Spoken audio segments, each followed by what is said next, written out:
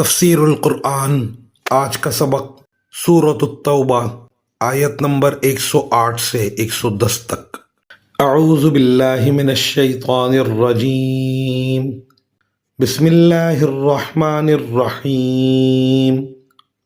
لا تقم فیہ ابدا لمسجد اسس علی التقوی من اول یوم احق ان تقوم فیہ رجال یحبون ان یتطہروا واللہ یحب المطہرین۔ افمن اسس بنیانہ علی تقوی من اللہ ورضوان خیر ام من اسس بنیانہ علی شفا جرف ہار فانہار بہ فی نار جہنم واللہ لا یہدی القوم الظالمین۔ لا یزال بنیانہم الذی بنوا ریبۃ فی قلوبہم الا ان تقطع قلوبہم واللہ علیم حکیم۔ ترجمہ: اے پیغمبر، تم اس نام نہاد مسجد میں کبھی نماز کے لیے کھڑے مت ہونا، البتہ وہ مسجد جس کی بنیاد پہلے دن سے تقوی پر رکھی گئی ہے، وہ اس بات کی زیادہ حقدار ہے کہ تم اس میں کھڑے ہو۔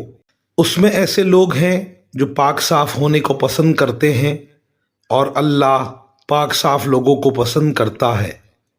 بھلا کیا وہ شخص بہتر ہے جس نے اپنی عمارت کی بنیاد اللہ کے خوف اور اس کی خوشنودی پر اٹھائی ہو، یا وہ شخص جس نے اپنی عمارت کی بنیاد ایک ڈھانگ کے کسی گرتے ہوئے کنارے پر رکھی ہو، پھر وہ اسے لے کر جہنم کی آگ میں جا گرے، اور اللہ ایسے ظالم لوگوں کو ہدایت تک نہیں پہنچاتا۔ جو عمارت ان لوگوں نے بنائی تھی وہ ان کے دلوں میں اس وقت تک برابر شک پیدا کرتی رہے گی جب تک ان کے دل ہی ٹکڑے ٹکڑے نہیں ہو جاتے، اور اللہ کامل علم والا بھی ہے، کامل حکمت والا بھی۔ ان آیات میں تقوی والی مسجد سے مراد مسجد قباء ہے، جو حضرت صلی اللہ علیہ وسلم نے اس وقت تعمیر فرمائی جب آپ مکہ مکرمہ سے ہجرت کر کے مدینہ منورہ تشریف لائے، اور قباء کی بستی میں 14 دن قیام فرمایا، اور یہ پہلی باقاعدہ مسجد تھی جو آپ صلی اللہ علیہ وسلم نے تعمیر فرمائی، اور وہ مسجد نبوی بھی اس کے مصادق میں داخل ہے جو آپ صلی اللہ علیہ وسلم نے قباء سے مدینہ منورہ پہنچنے کے بعد تعمیر فرمائی۔ دونوں ہی کی بنیاد تقوی اور اللہ تعالیٰ کی خوشنودی پر تھی۔ اس مسجد کی فضیلت یہ بتائی گئی ہے کہ اس میں نماز پڑھنے والے پاکی اور صفائی کا خاص خیال رکھتے ہیں۔ اس میں جسم کی ظاہری پاکی بھی داخل ہے اور اعمال و اخلاق کی پاکی اور صفائی بھی۔ ان آیات میں قرآن کریم نے جو لفظ جرف استعمال فرمایا ہے، یہ دراصل کسی زمین یا ٹیلے یا پہاڑی کے اس حصے کو کہتے ہیں جس کا نچلا حصہ پانی کے سیلاب وغیرہ کی وجہ سے بہہ گیا ہو اور اوپر کھوکھلی مٹی رہ گئی ہو جو کسی بھی وقت گر سکتی ہو۔ اردو میں ایسی جگہ کو ڈھانگ کہتے ہیں، اس لیے ترجمے میں یہ لفظ استعمال کیا گیا۔ جو عمارت ان منافقین نے بنائی تھی اس کے لیے آیت 107 میں تو یہ بتانا مقصود تھا کہ یہ عمارت انہوں نے مسجد کے نام پر بنائی تھی، اور ان کا دعویٰ یہ تھا کہ یہ مسجد ہے، اس لیے وہاں اس عمارت کے واسطے مسجد کا لفظ استعمال کیا گیا۔ لیکن ان آیات میں اس کی حقیقت بتائی گئی، اس لیے یہاں اللہ تعالیٰ نے اسے عمارت کہا ہے، مسجد نہیں کہا، کیونکہ حقیقت میں وہ مسجد تھی ہی نہیں۔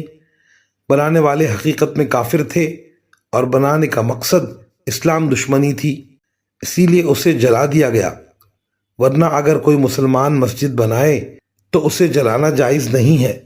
مزید ان آیات میں جو فرمایا گیا کہ یہ عمارت ان منافقوں کے دل میں شک پیدا کرتی رہے گی، اس کا مطلب یہ ہے کہ اس عمارت کے جلائے جانے سے ان منافقین پر بھی یہ بات کھل گئی کہ ان کی شرارت کا راز مسلمانوں پر ظاہر ہو گیا ہے۔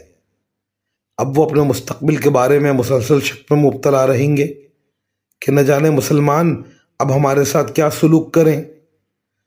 ان کی بے یقینی کی یہ کیفیت اسی وقت ختم ہوگی جب ان کے دل ٹکڑے ٹکڑے ہو جائیں گے، یعنی ان کو موت آ جائے گی۔